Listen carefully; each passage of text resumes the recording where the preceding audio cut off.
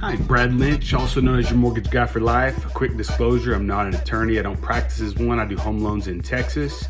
And everything that I talk about is from things that I've learned working as a certified divorce lending professional in the industry. I'm doing a repeat of a video I did 7 years ago that got 34,000 views. Figured that was a super helpful video, so we're going to do it again. I'm going to keep some notes here so that I can make sure and stay on task and keep this short. We're going to talk about how to remove a spouse from the title or mortgage, and this, could be whether you're getting married, whether you're getting a divorce or whatever. But so if you want to remove someone from a loan, there's only two ways to do that, and that's to refinance the loan or to sell the home. And the problem with there's one thing that people talk about doing that's called a quit claim deed. And one thing I've heard from different sources and attorneys that the quit claim deed doesn't stand up in the court of law, and it's not worth the paper it's written on. So I can't make a call on that because, again, I'm not an attorney. But what you do want to pay attention to is after you get a divorce, you'll have it in the divorce decree. Let's say that one person's leaving the house, but they're both on the loan, both on the home. The divorce decree will tell you that the house is awarded to this person or that person, and then from there that you have to decide what you're going to do.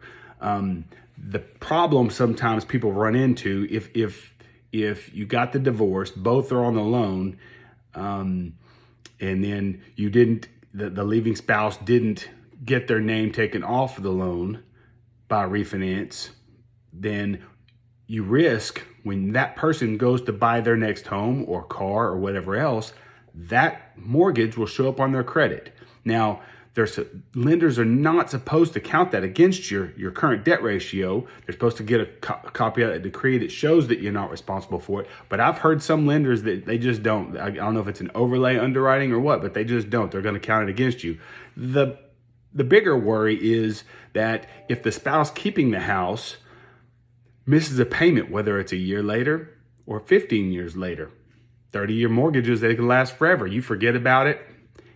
That person misses a payment, it goes on your credit. You maybe not checking your credit until you're ready to buy a house or another car, and there, boom, it shows up. You've got a missed payment. Now, I still don't think it's going to matter. It wouldn't completely disqualify you from getting a new loan because they're going to take that decree and not count the responsibility against you. So it's not. But since it may lower your credit score, you may not get the best terms of financing. I hope that helps.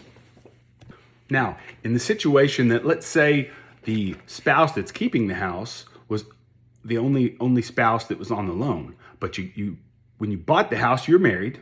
Therefore, the leaving spouse was originally on title. So you have two people on title, one person on the loan. In that situation, you think, okay, not a big deal.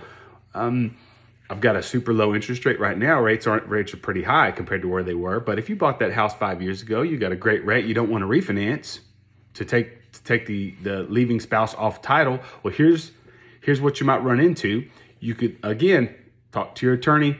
The leaving spouse might do a quit claim deed to get off the title of that property using the divorce decree to show that that's okay. And you would probably sign some authorization as a leaving spouse that it was okay to be taken off.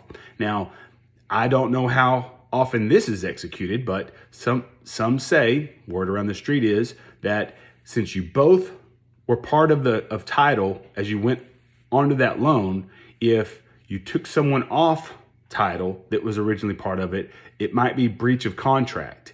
In that situation, they could call the note due. What call the note due means is they find out about it, they call breach of contract, and now they have rights to ask you to pay that house off right now. I don't know how often that happens, and I honestly, if it was me, I probably wouldn't worry about it.